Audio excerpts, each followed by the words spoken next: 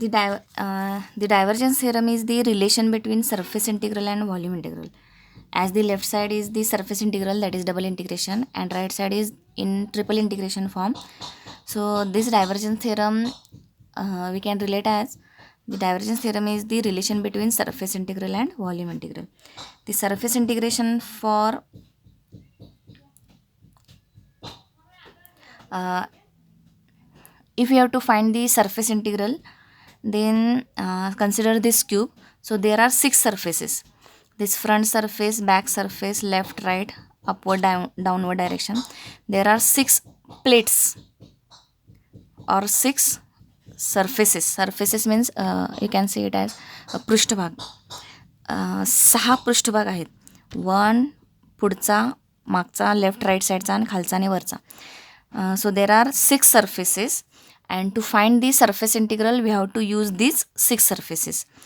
And the right side of this divergence theorem is volume integral. Volume integral means how to find this volume integration. So there is the volume integration is over which curve? That curve which is bounded by these surfaces.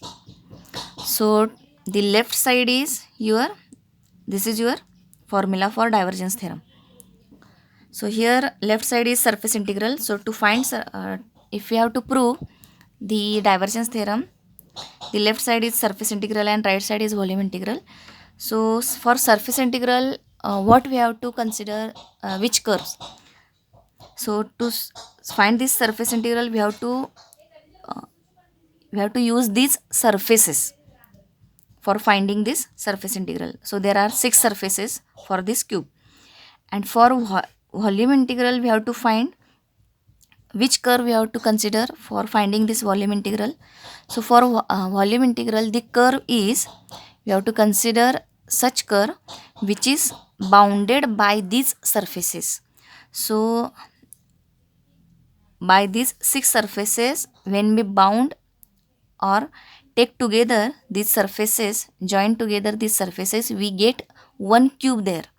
So this cube is your one curve for finding volume integration.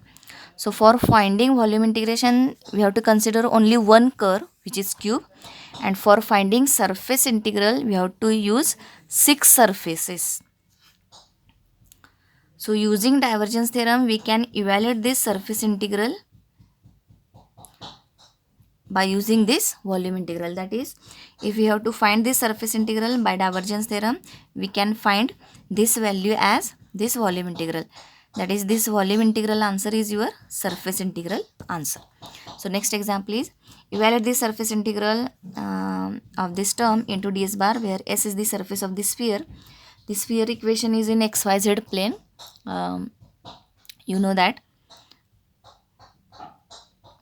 So the sphere equation is, sphere means you can imagine ball. If you consider the bangle, it is your circle only, that edge. And if you consider the ball, so ball shape is your sphere shape, that is your sphere. So the sphere equation is given x square plus y square plus z square equal to 16. It is in 3D dimension. So there is a equation which is in 3 axis, that is x, y, z axis. So x square plus y square plus z square equal to 16. So this is your sphere. So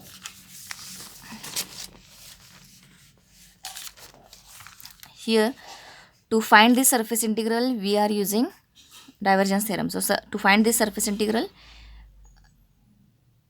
we can find this volume integral over this sphere, x square plus y square plus z square equal to 16.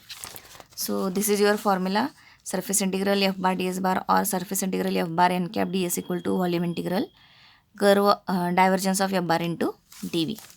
So here, for finding this, we can find this.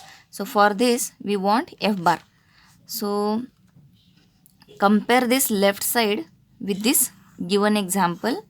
So ds bar and f bar here it is bracket. So we get f bar equal to x cube I plus y cube j plus z cube k. F bar equal to x cube I plus y cube j plus z cube k. So by comparison of LHS of formula and LHS or whatever given in inside the surface integral in the example, we have to compare these two terms. We get the f bar value. So ds bar there, so f bar is your this bracket. So we get f bar here. Take divergence of this f bar. F bar is x cube by y cube j plus z cube k. So divergence of f bar is, formula is fixed, and it is the formula in fifth chapter also. So to understand some formulae from vectors, you have to check, or you have to see all videos of vector differential calculus, which is of fifth chapter.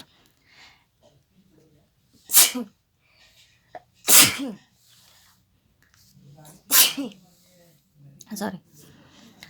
You have to study, or you have to see all videos of fifth chapter, that is vector differential calculus. Then you can understand how we take the directly this formula. So these are the formulae from fifth chapter. So divergence of f bar is f1x plus f2y plus f3z, that is partial derivative of f1x with respect to x, partial derivative of f2 with respect to y, partial derivative of f3 with respect to z. So what is the value of f1, f2, f3? So we have to compare this given f bar with this standard f bar. So f bar is f1i, f2j, f3k, and your f bar is this term. Compare this. I coefficient is f1, j coefficient is f2, k coefficient is f3. So we get f1 is x cube, f2 is y cube, f3 is z cube.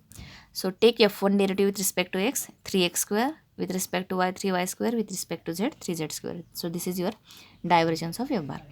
So we get surface integral of f bar ds bar is equal to divergence of f bar is this value. Put this f bar value here from this example. So f bar into ds bar is equal to volume integral of divergence of f bar into dv. So put this divergence of f bar value in your divergence formula here. So we get this equation 2. So solve this triple integration. As these equations are in xyz and integration is with respect to v, so we can't evaluate this integration directly. So we have to use substitutions. So these are the fixed substitutions or fixed formulae. So you have to remember this. So put x equal to r sin theta sin phi, y is equal to r sin theta cos phi, and z equal to r cos theta. These are the fixed and they are not changed example wise. So you can remember as it is. So put x, y, z is equal to this. Then find this x square plus y square plus z square separately. So take squaring of these three terms and take addition of these three terms.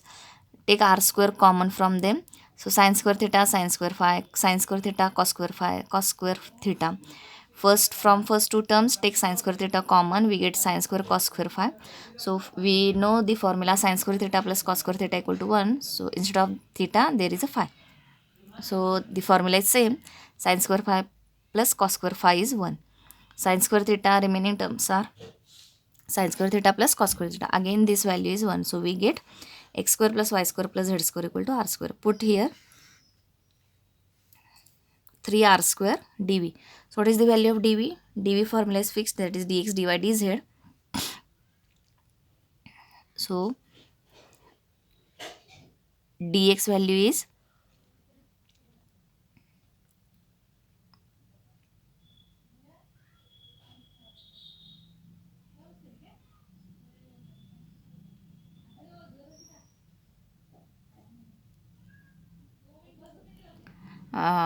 dv value is dx dy dz, so equal to r square sin theta dr d theta d phi.